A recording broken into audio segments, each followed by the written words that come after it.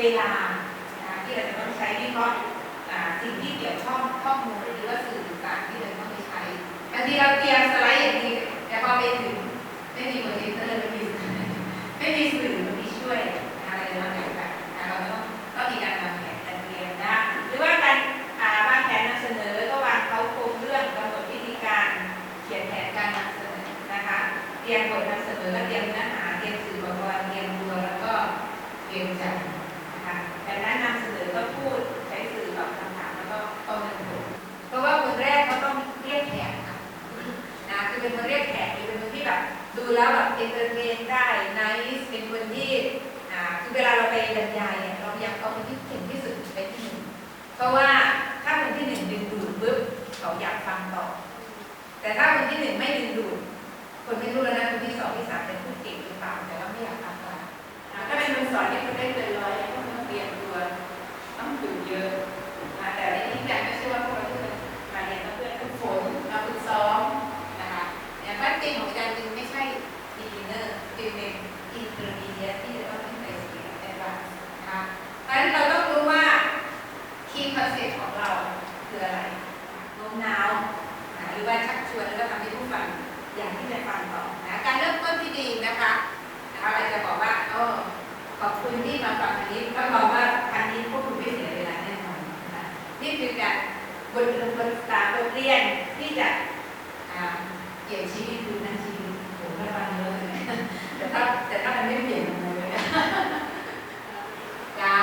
ถ้าใครเป็นเจ้ากาบเจ้ากอดอะไรเนี่ยนะคะก็สามารถขึ้นต้นด้วยบทกวีน่ารักเป็นจิ๋วเป็นจิ๋วได้นะคะเดี๋ยวขอช่วยทวนคำถามอีกครั้งนึงนะคะพอเขาพูดคำถามช่วยนั่นเลยใช้เวลาสั้นๆคิดได้ก่อนนะคะต่อมาคือว่าคิดทำไมผู้ถามจึงถามชื่อก็มันมีคำถามแบบหนึ่งก็คือไม่เข้าใจจริงๆเขาก็จะมีคำว่าอีโก้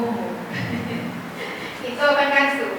พออีโก้สูงปุ๊บฉันก็มาคาดหวังว่าฉันจะต้องได้สิ่งนี้จากการเรียนคอร์สเนี้ยแต่คุณไม่ตอบโจทย์ฉันน่ะคุณไม่สามารถเปลี่ยนฉันได้อ่ะแต่ฉันอยากมาสร้างงานอะไรอยากมาพูดเขาก็จะใส่เราแรงมากหรือผู้บรรยายอย่างต่างๆส่วนหลายจะใส่หลักการอันเดียวกันส่วนหลายจะใส่หลักการอันเดียวกันที่เขาได้การกันแล้วว่าเป็นพิธีกรผู้บรรยายอย่างต่างๆโดยใช้หลักการเดียวกันที่เขาต้องไปเขียนอย่างแน่นอนสามารถจดได้และบางอย่างเราจะเป็นของจดก็ได้เนาะนึกเขาต้องเขียนตัวเองเขียนตัวเขาขั้นตอนวิธีการเขียนตัวเองเนี่ยการเขียนตัวเองมันเขียนอย่างแน่เสื้อผ้าหน้าผมนี่แหละอย่างเสื้อผ้าหน้าผมนี่เขาจะไปพรีเซนต์เนี่ยให้เขียนเสื้อผ้าหน้าผมเขาแล้วสิ่งหนึ่งที่สำคัญเวลาเขาเป็นพิธีกรหลายคนขึ้นไปเล่าเรื่องในที่นั้นมีประสบการณ์อย่างเด่นประสบการณ์ที่มาแล้วเขาไปเล่ากับครูคนหลายคนประสบการณ์อย่างเด่นประสบการณ์ที่มาเขาจะขึ้นไปเล่ามีอากาศอย่างเด่นเตรียมโตกันแล้วเรียนข้อมูลกันแล้วโตแต่งหน้าไปกับเป๊ะเลยนะแต่ว่าแต่เราจะขึ้นไปว่ามันแบบมันเป็นยังไงก็แบบ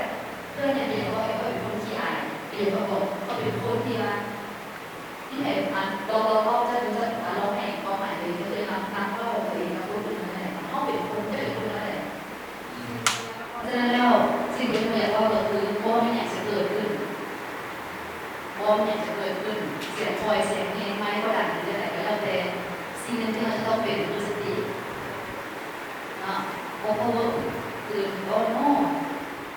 สติกันแล้วก็ความรู้สึกว่าเรารู้สึกคอสเนี่ยเพราะว่าของเราเองน่าจะเป็นสุดท้ายที่สมาร์ทคอสเนี่ยอาจจะประมาณมันซุกเราเลยเขาได้แนวทางเนาะและที่เหลือที่ว่าเขาจะประสบผลสำเร็จตัวเป็นแนวต้องการปฏิบัติเองเนาะ